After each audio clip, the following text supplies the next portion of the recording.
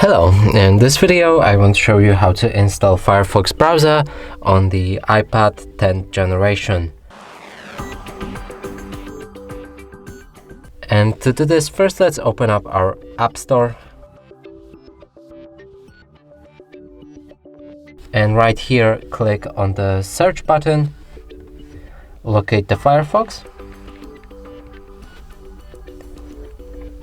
So it's this browser.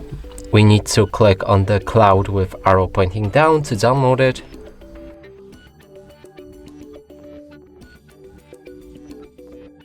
When it's ready, select the open. Here, click on Get Started. You can sign in to turn on synchronization if you want, also skip it. And right here, also open any website, and as you can see, the browser works fine. And that's it for this video. Hope you like it. Please consider subscribing to our channel, leave a like and a comment below.